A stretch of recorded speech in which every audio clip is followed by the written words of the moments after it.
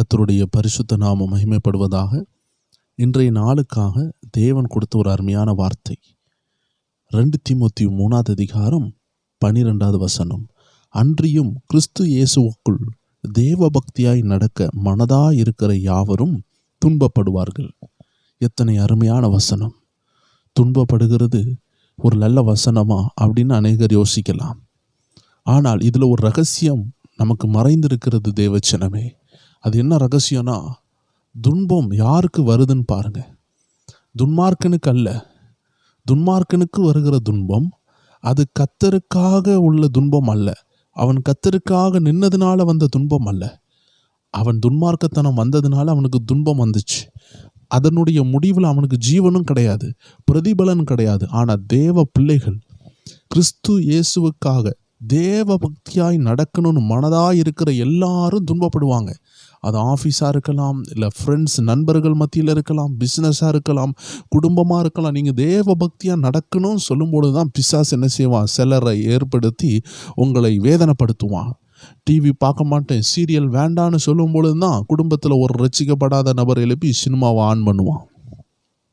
இந்த கெட்ட நண்பர்களோடு போக மாட்டேன்னு சொல்லும் பொழுது தான் கெட்ட நண்பர்கள் உங்களை கூப்பிட்டு வலியுறுத்தி கொண்டு இருப்பார்கள். என் உயிர் நண்பனா என் கூட வான்னு சொல்லுவாங்க. ஸோ தேவ ஜனமே, இந்த உலக சிநேகம் தேவனுக்கு விரோதமான பகையாக இருக்கிறது.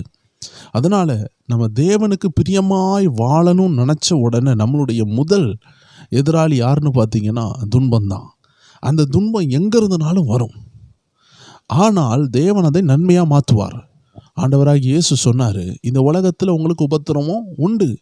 எல்லா கிறிஸ்தவர்களும் உபத்திரவத்தை தாண்டி தான் போவார்கள்.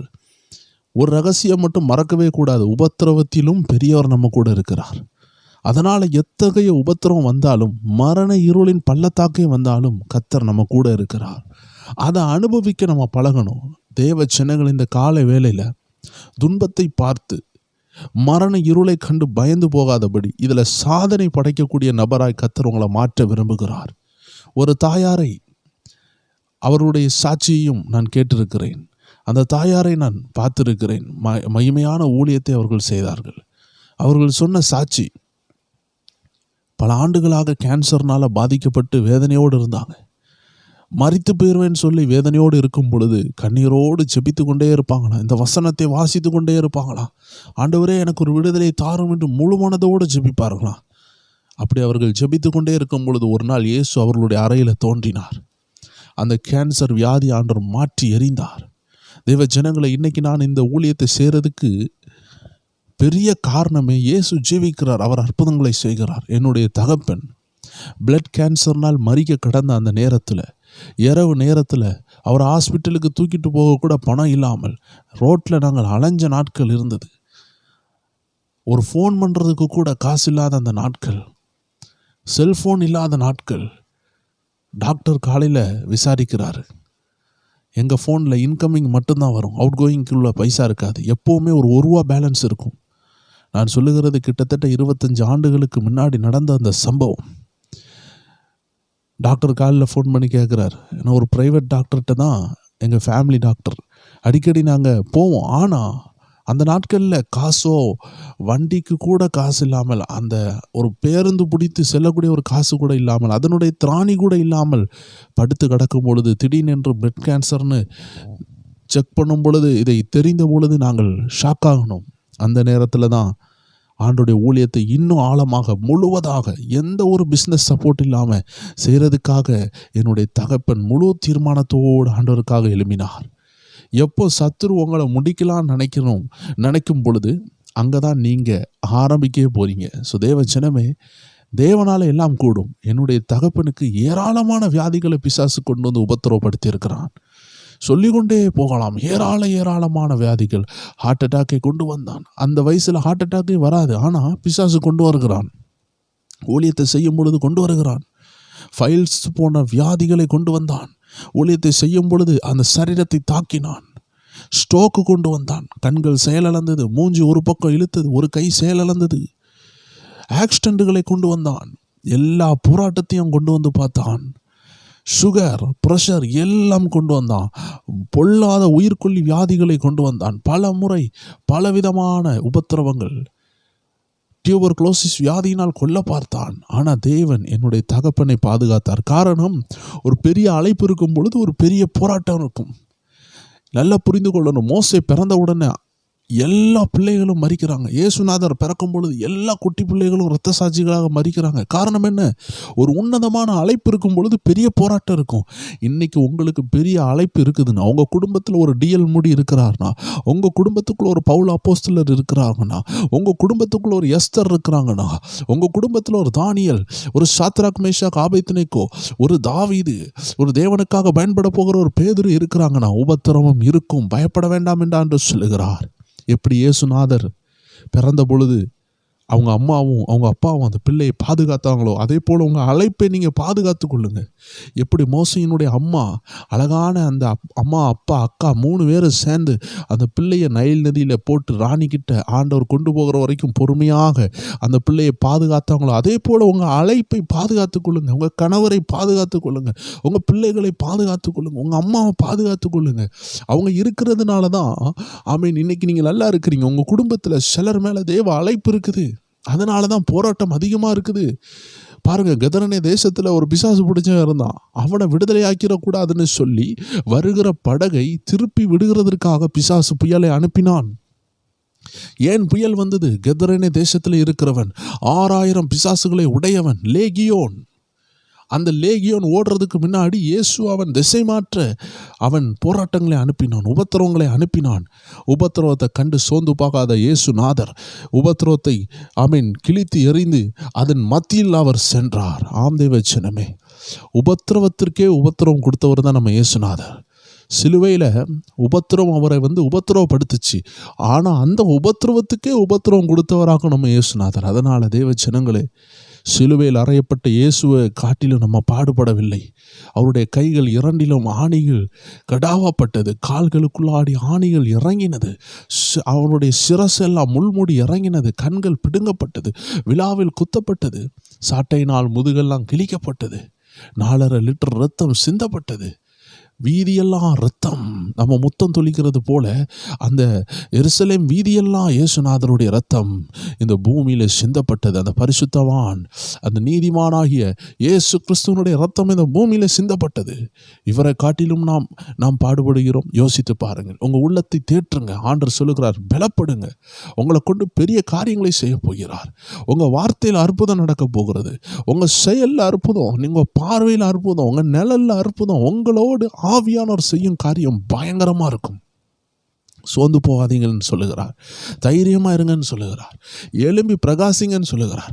உபத்திரவத்தை விரட்டுங்கன்னு சொல்லுகிறார். உபத்திரம் நம்மளை விரட்டக்கூடாது, நம்ம உபத்திரவத்தை விரட்டணும். அது எந்த மரண வியாதியாக இருக்கலாம், அது மரண படுக்கையாக இருக்கலாம், அது கடனுடைய லாஸ்ட் பாயிண்டாக இருக்கலாம். கர்த்தர் மிராக்கிள் செய்வார். கர்த்தர் அதிசயத்தை செய்வார். ஒரு சின்ன தொழிலை செய்ய வைப்பார்.